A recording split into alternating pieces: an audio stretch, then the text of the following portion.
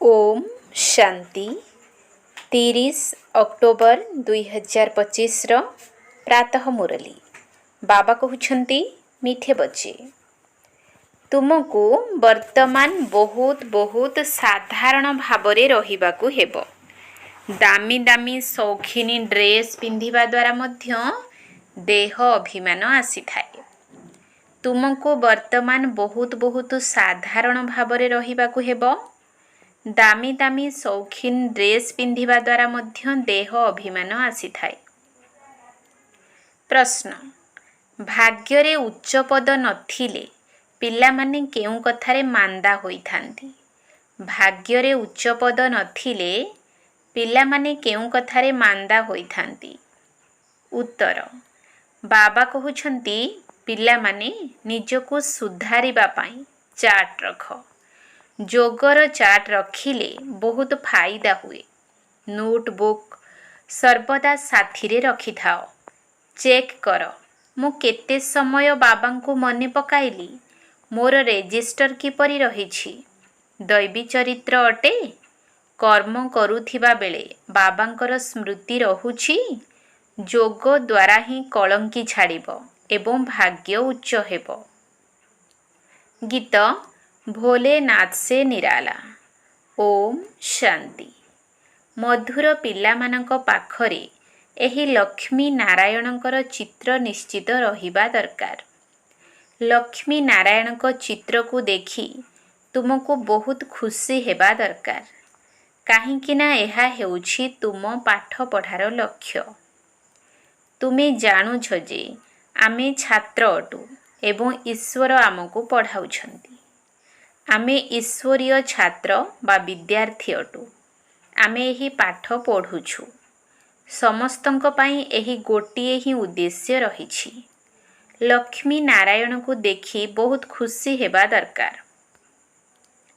गीत मध्य पिलामाने सुनिले बहुत भोलानाथ अटंती। केही केही शंकर को भोलानाथ भावी थांती, पुणी शिव एवं शंकर को एक करी देई थांती।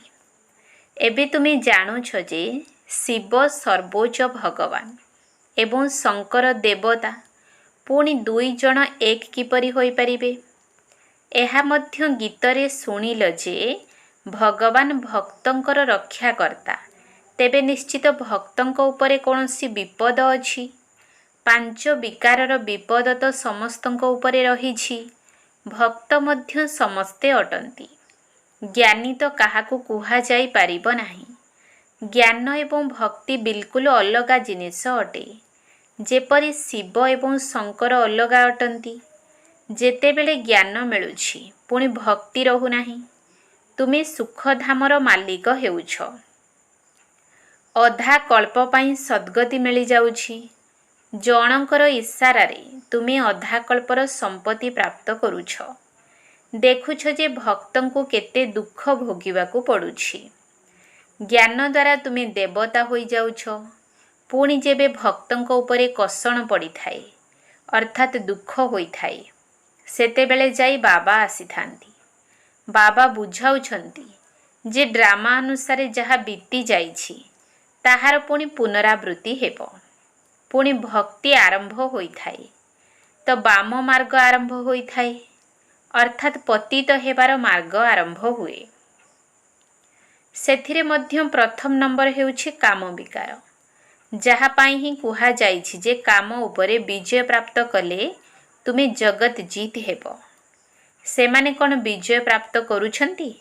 रावण राज्य रे विकार बिना तो काहार शरीर मध्य सृष्टि हेउ नाही। सत्य जुगरे रावण राज्य न थाए। सेठारे जदि रावण रहिबो तेबे भगवान राम राज्य स्थापन करी कले कौन?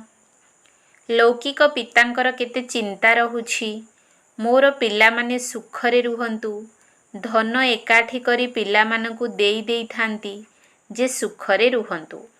परंतु एठारे तो एभली होई परिबो नाही। एहा हेउछि दुखर दुनिया। ये बेहद्र बाबा कहउछंती जे तुमे सेठारे जन्म जन्मांतर सुख भोगी थिबो। अमाप धन मिली जाई थाए 21 ଜନ୍ମ ସେଠାରେ କୌଣସି ଦୁଃଖ ରହିବ ନାହିଁ, ଦେବାଳିଆ ହେବ ନାହିଁ। ଏହି କଥା ବୁଦ୍ଧିରେ ଧାରଣ କରି ଅନ୍ତରରେ ବହୁତ ଖୁସି ରହିବା ଦରକାର।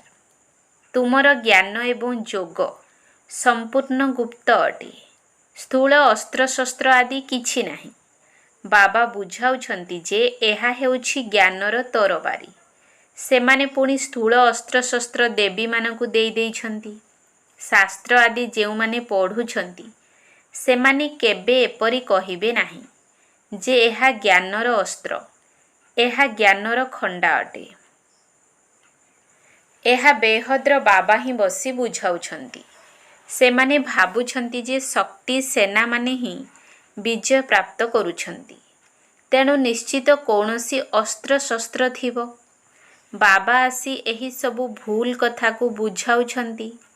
ତୁମର ଏହି କଥାକୁ ଢେର ଲୋକ ଶୁଣିବେ। ବିଦ୍ୱାନ ଲୋକମାନେ ମଧ୍ୟ ଦିନେ ନା ଦିନେ ଆସିବେ। ଅବିନାଶୀ ବାବା ଅଟନ୍ତି ନା। ତୁମେ ସନ୍ତାନମାନେ ଶ୍ରୀମତ ପାଳନ କଲେ ହିଁ କଲ୍ୟାଣ ହେବ। ତେବେ ଯାଇ ଦେହ ଅଭିମାନ ସମାପ୍ତ ହେବ। ଏଣୁ ସାହୁକାର ଲୋକମାନେ ଆସୁନାହାନ୍ତି।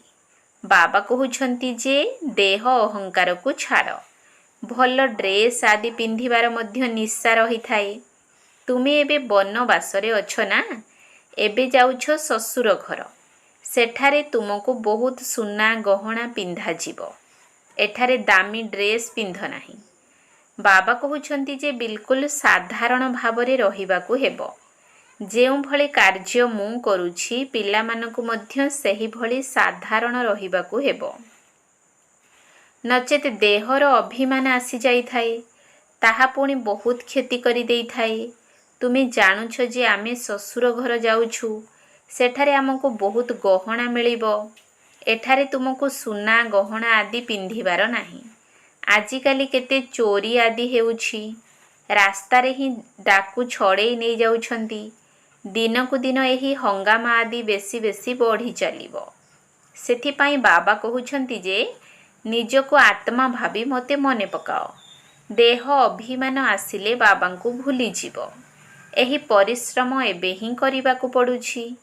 ପୁଣି କେବେ ବି ଭକ୍ତି ମାର୍ଗରେ ଏହି ପରିଶ୍ରମ କରିବାକୁ ପଡ଼ିବ ନାହିଁ। ଏବେ ତୁମେ ସଙ୍ଗମ ଯୁଗରେ ଅଛ। ତୁମେ ଜାଣିଛ ଯେ ବାବା ଆସୁଛନ୍ତି ପୁରୁଷୋତ୍ତମ ସଙ୍ଗମ ଯୁଗରେ। ଲଢ଼େଇ ମଧ୍ୟ ନିଶ୍ଚିତ ହେବ। ଆଣବିକ ବୋମା ଆଦି ବହୁତ ତିଆରି କରି ଚାଲିଛନ୍ତି। କେତେ ବି ତାଙ୍କୁ କୁହ ଯେ ଏହା ବନ୍ଦ କର, ପରନ୍ତୁ ଏପରି ହୋଇପାରିବ ନାହିଁ। ଏହା ଡ୍ରାମାରେ ନିର୍ଦ୍ଧାର୍ଯ୍ୟ ଅଟେ। ବୁଝାଇଲେ ମଧ୍ୟ ବୁଝିବେ ନାହିଁ। ମୃତ୍ୟୁ ତ ହେବାର ଅଛି, ତେଣୁ ବନ୍ଦ କିପରି ହେବ? ବୁଝିଲେ ମଧ୍ୟ ବନ୍ଦ କରିବେ ନାହିଁ। ଡ୍ରାମାରେ ନିର୍ଦ୍ଧାର୍ଯ୍ୟ ରହିଛି। ଯାଦବ ଏବଂ କୌରବମାନଙ୍କୁ ସମାପ୍ତ ହେବାର ଅଛି। ଯାଦବ ହେଲେ ୟୁରୋପବାସୀ। ସେମାନଙ୍କର ହେଲା ବିଜ୍ଞାନର ଅହଙ୍କାର, ଯାହାଦ୍ୱାରା ବିନାଶ ହୋଇଥାଏ। ତାପରେ ଶାନ୍ତିର ବିଜୟ ହୋଇଥାଏ। ତୁମକୁ ଶାନ୍ତ ସ୍ୱରୂପରେ ରହିବା ପାଇଁ ଶିଖାଯାଉଛି। ବାବାଙ୍କୁ ମନେ ପକାଅ ସମ୍ପୂର୍ଣ୍ଣ ନୀରବତାର ସହିତ। ମୁଁ ଆତ୍ମା ଶରୀରଠାରୁ ଅଲଗା ଅଟେ। ଶରୀର ଛାଡ଼ିବା ପାଇଁ ଯେପରି ଆମେ ପୁରୁଷାର୍ଥ କରୁଛୁ, ଏପରି କେବେ କେହି ଶରୀର ଛାଡ଼ିବା ପାଇଁ ପୁରୁଷାର୍ଥ କରିଥାନ୍ତି କି? ସାରା ବିଶ୍ୱ ଖୋଜି କରି ଆସ। କିଏ ଅଛନ୍ତି ଯିଏ କହିବେ ହେ ଆତ୍ମା, ଏବେ ତୁମକୁ ଶରୀର ଛାଡ଼ି ଯିବାକୁ ହେବ। ପବିତ୍ର ହୁଅ, ନଚେତ୍ ପୁଣି ଦଣ୍ଡ ଭୋଗିବାକୁ ପଡ଼ିବ। ଦଣ୍ଡ କିଏ ପାଇଥାଏ? ଆତ୍ମା। ସେତେବେଳେ ସାକ୍ଷାତକାର ହୋଇଥାଏ। ତୁମେ ଏହି ପାପ କରିଛ, ଏବେ ଦଣ୍ଡ ଭୋଗ କର। ସେତେବେଳେ ଅନୁଭବ ହୋଇଥାଏ ଯେପରି ଜନ୍ମ ଜନ୍ମାନ୍ତର ପାଇଁ ଦଣ୍ଡ ମିଳୁଛି। ଏତେ ଦୁଃଖ ଭୋଗ କରିବ, ତେବେ ବାକି ସୁଖର ସନ୍ତୁଳନ କେତେ ରହିଲା? ବାବା କହୁଛନ୍ତି ଯେ ବର୍ତ୍ତମାନ କୌଣସି ପାପ କର୍ମ କର ନାହିଁ। ନିଜର ରେଜିଷ୍ଟର ରଖ। ପ୍ରତ୍ୟେକ ସ୍କୁଲରେ ଚାଲି ଚଳଣୀର ରେଜିଷ୍ଟର ରଖିଥାନ୍ତି ନା? ଶିକ୍ଷାମନ୍ତ୍ରୀ ବି କହିଥାନ୍ତି ଭାରତର ଚରିତ୍ର ଠିକ୍ ନାହିଁ। କୁହ, ଆମେ ଏହି ଲକ୍ଷ୍ମୀ ନାରାୟଣଙ୍କ ପରି ଚରିତ୍ର ଗଠନ କରୁଛୁ। ଏହି ଲକ୍ଷ୍ମୀ ନାରାୟଣଙ୍କର ଚିତ୍ର ତ ସର୍ବଦା ପାଖରେ ଥିବା ଦରକାର। ଏହା ଆମର ଲକ୍ଷ୍ୟ ଉଦ୍ଦେଶ୍ୟ। ଆମେ ଏହିଭଳି ହେବା ପାଇଁ ଯାଉଛୁ। ଏହି ଆଦି ସନାତନ ଦେବୀ ଦେବତା ଧର୍ମକୁ ଆମେ ସ୍ଥାପନ କରୁଛୁ ଶ୍ରୀମତର ଆଧାରରେ। ଏଠାରେ ଚାଲି ଚଳଣୀର ସୁଧାର କରାଯାଇଥାଏ। ତୁମର ଏଠାରେ କଚେରୀ ବି ହୋଇଥାଏ। ସବୁ ସେବା କେନ୍ଦ୍ରରେ ପିଲାମାନଙ୍କର କଚେରୀ ହେବା ଦରକାର। ପ୍ରତିଦିନ କୁହ, ଚାଟ୍ ରଖ, ତାହା ହେଲେ ସୁଧାର ହେବ। କାହାର ଭାଗ୍ୟରେ ନାହିଁ ତ ପୁଣି ଆଳସ୍ୟ କରିଥାନ୍ତି।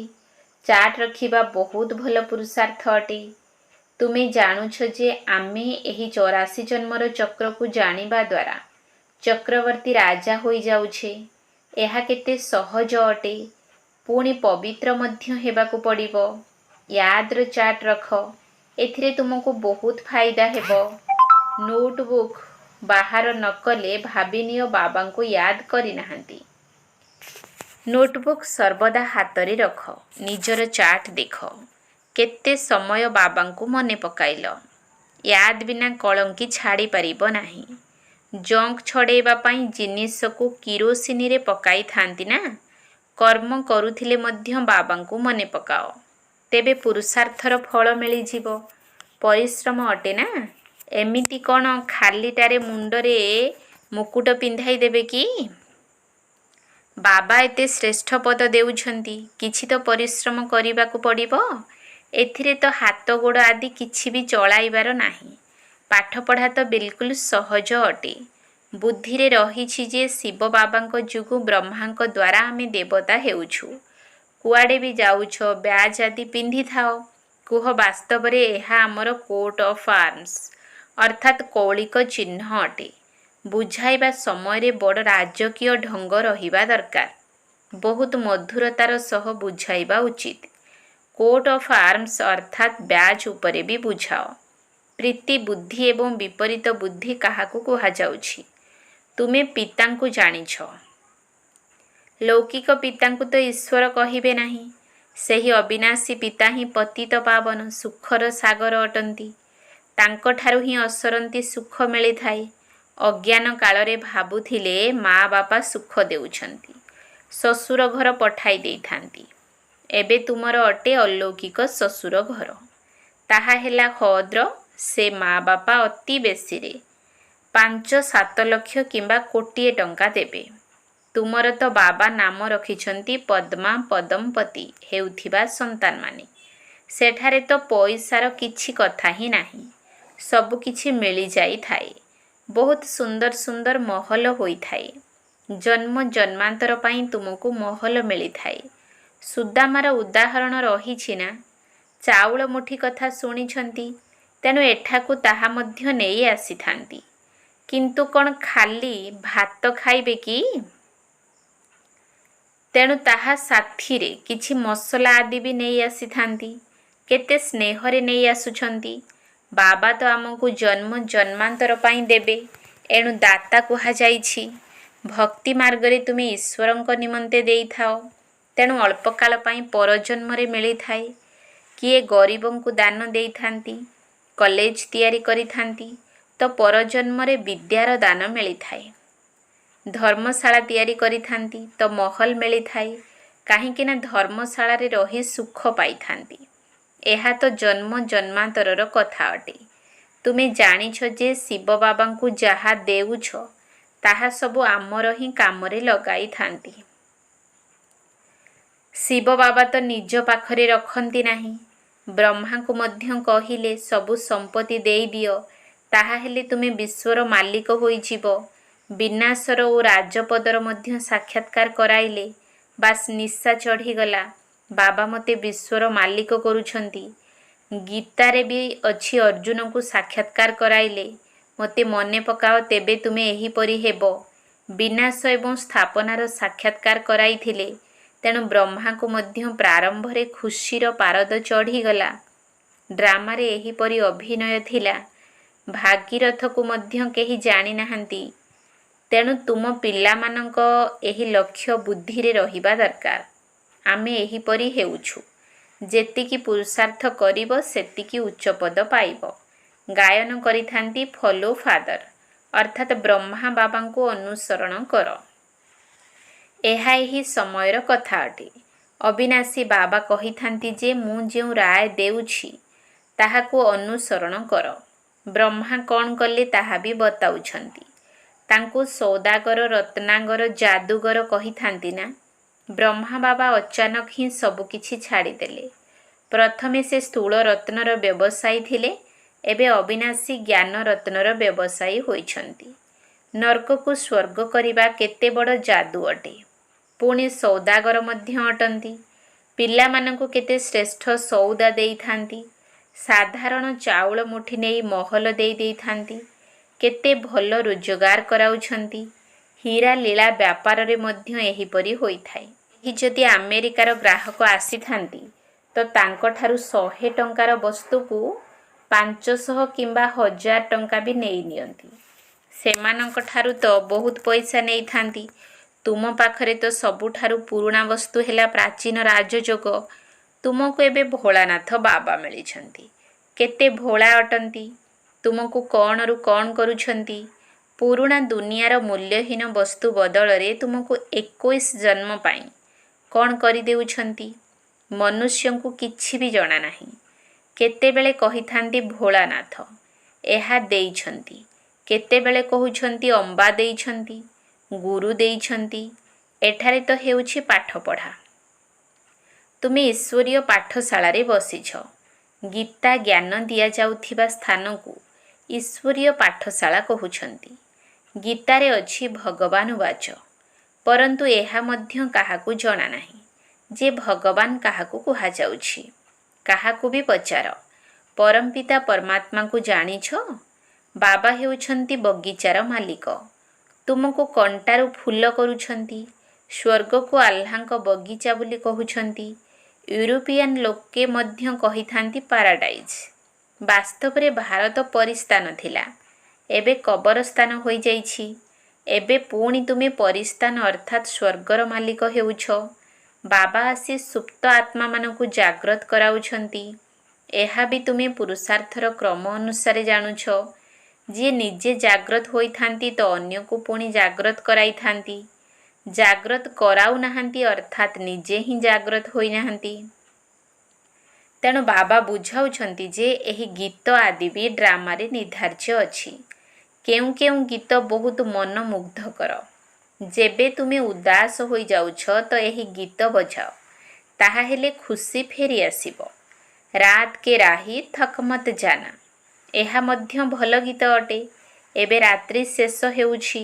ମନୁଷ୍ୟ ଭାବୁଛନ୍ତି ଯେ ଯେତେ ଭକ୍ତି କରିବୁ ଭଗବାନ ଶୀଘ୍ର ମିଳିଯିବେ। ହନୁମାନ ଆଦିଙ୍କର ସାକ୍ଷାତକାର ହେଲେ ଭାବନ୍ତି ଭଗବାନ ମିଳିଗଲେ। ବାବା କହିଥାନ୍ତି ଯେ ଏହି ସାକ୍ଷାତକାର ଆଦି ସବୁ ଡ୍ରାମାରେ ନିର୍ଦ୍ଧାର୍ଯ୍ୟ ରହିଛି। ଯେପରି ଭାବନା ରଖିଥାନ୍ତି ତାହାର ସାକ୍ଷାତକାର ହୋଇଥାଏ। ବାକି ଏପରି କେହି ହୋଇନଥାନ୍ତି। ବାବା କହୁଛନ୍ତି ଯେ ଏହି ବ୍ୟାଜ ତ ସମସ୍ତେ ସର୍ବଦା ଲଗାଇ ରଖନ୍ତୁ। ବିଭିନ୍ନ ପ୍ରକାରର ବ୍ୟାଜ ତିଆରି ହେଉଛି। ବୁଝାଇବା ପାଇଁ ଏହା ବହୁତ ଭଲ ମାଧ୍ୟମ ଅଟେ। ତୁମେ ରୁହାନୀ ସୈନିକ ଅଟନା। ସୈନ୍ୟମାନଙ୍କର ସର୍ବଦା ନିର୍ଦ୍ଦିଷ୍ଟ ଚିହ୍ନ ରହିଥାଏ। ତୁମେମାନେ ଏହିପରି ବ୍ୟାଜ ପିନ୍ଧି ରହିଲେ ନିଶା ଚଢ଼ିବ ଯେ ଆମେ ଏହିପରି ଲକ୍ଷ୍ମୀ ନାରାୟଣ ହେଉଛୁ। ଆମେ ବିଦ୍ୟାର୍ଥୀ ଅଟୁ। ବାବା ଆମକୁ ମନୁଷ୍ୟରୁ ଦେବତା କରୁଛନ୍ତି। ମନୁଷ୍ୟ ଦେବତାମାନଙ୍କର ପୂଜା କରିଥାନ୍ତି। ଦେବତାମାନେ ତ ଦେବତାମାନଙ୍କର ପୂଜା କରିବେ ନାହିଁ। ଏଠାରେ ମନୁଷ୍ୟ ଦେବତାମାନଙ୍କର ପୂଜା କରିଥାନ୍ତି, କାହିଁକିନା ଦେବତାମାନେ ଶ୍ରେଷ୍ଠ ଅଟନ୍ତି। ଆଚ୍ଛା, ମିଠା ମିଠା ଶିଖିଲ ଧେ ସନ୍ତାନମାନଙ୍କ ପ୍ରତି ମାତା ପିତା ବାପ ଦାଦାଙ୍କର ମଧୁର ସ୍ନେହ ସମ୍ପନ୍ନ ଶୁଭେଚ୍ଛା ଏବଂ ସୁପ୍ରଭାତ। ଆତ୍ମିକ ପିତାଙ୍କର ଆତ୍ମିକ ସନ୍ତାନମାନଙ୍କୁ ନମସ୍ତେ। ଆତ୍ମିକ ସନ୍ତାନମାନଙ୍କର ଆତ୍ମିକ ବାପ ଦାଦାଙ୍କୁ ନମସ୍ତେ ନମସ୍ତେ ନମସ୍ତେ। ସୁପ୍ରଭାତ। ଧାରଣା ପାଇଁ ମୁଖ୍ୟ ସାର। 1 ନମ୍ବର ପଏଣ୍ଟ, ବୁଦ୍ଧିରେ ସର୍ବଦା ନିଜର ଏମ୍ ଅବଜେକ୍ଟ ଅର୍ଥାତ୍ ଲକ୍ଷ୍ୟ ଏବଂ ଉଦ୍ଦେଶ୍ୟକୁ ମନେ ରଖିବାକୁ ହେବ।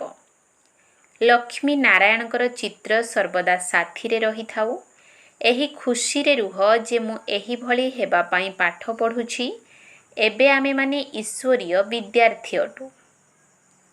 ବୁଦ୍ଧିରେ ସର୍ବଦା ନିଜର ଏମ୍ ଅବଜେକ୍ଟ ଅର୍ଥାତ୍ ଲକ୍ଷ୍ୟ ଏବଂ ଉଦ୍ଦେଶ୍ୟକୁ ମନେ ରଖିବାକୁ ହେବ। ଲକ୍ଷ୍ମୀ ନାରାୟଣଙ୍କର ଚିତ୍ର ସର୍ବଦା ସାଥିରେ ରହିଥାଉ। ଏହି ଖୁସିରେ ରୁହ ଯେ ମୁଁ ଏହିଭଳି ହେବା ପାଇଁ ପାଠ ପଢ଼ୁଛି। एबे आमे माने ईश्वरीय विद्यार्थी अटु। 2 नंबर पॉइंट, निजर पुरुणा मूल्यहीन चाउल मुठाक देई महल नेबाकू हेबो। ब्रह्मा बाबांकू अनुकरण करी अविनाशी ज्ञानरत्नर व्यापारी हेबाकू पड़िबो। निजर पुरुणा मूल्यहीन चाउल मुठाक देई महल नेबाकू हेबो। ब्रह्मा बाबांकू अनुकरण करी अविनाशी ज्ञानरत्नर व्यापारी हेबाकू पड़िबो। वरदान, निजर निश्चय आधार रे विजयी रत्न हुई समस्तंक पाई मास्टर सहारा दाता हुओ। निजर निश्चय आधार रे विजयी रत्न हुई समस्तंक पाई मास्टर सहारा दाता हुओ। निश्चय बुद्धि पिला माने विजयी स्थिति रे रहुथिबा कारणरू सर्वदा खुशी रे नाची थांती। सेमाने निजर विजय वर्णना करि नथांती, किंतु विजयी होइथिबा कारणरू अन्य मानकर मध्य साहस बढ़ाई थांती। सेमाने काहाकू तळकू खसाइबा पाई चेष्टा करंती नाही, किंतु बाबांको समान सहारा दाता होई थांती, अर्थात तळू उपरकू उठाई थांती। व्यर्थ ठारू सर्वदा दूरेई रही थांती। तेबे व्यर्थ ठारू दूरेई रहिबा ही विजयी हेबा। एही भली विजयी पिला माने समस्तंक पाई मास्टर सहारा दाता होई जांती। स्लोगान, निस्वार्थ एवं निर्विकल्प स्थिति रे सेवा करुथिबा आत्मा माने ही सफलता मूरत अटंती। निस्वार्थ एवं निर्विकल्प स्थिति रे सेवा करुथिबा आत्मा माने ही सफलता मूरत अटंती। अव्यक्त इशारा, निज प्रति एवं समस्तंक प्रति निजर संकल्प द्वारा जोगर शक्ति गुड़ी को प्रयोग कर। जोगर प्रयोग करिबा पाई निजर दृष्टि वृत्ति रे मध्य पवित्रता उपरे आहुरी अधिक ध्यान दियो। तेबे प्रथम मूलदुआ हेला निजर संकल्प को शुद्ध ज्ञान स्वरूप एवं शक्ति स्वरूप कर। जिए जेते भी भटकी जाइथिबा आत्मा होई थाउ, उदास होई थाउ, दुख अवस्थारे आसी थाउ बा खुशी रे रहिबा असंभव बोली भाबु थाउ, किंतु तुम सम्मुख को आसीबा मात्रके तुमर मूरत, तुमर वृत्ति, तुमर दृष्टि आत्मा को परिवर्तन करि देउ। एहा ही हेउछि जोगर प्रयोग। ओम शांति।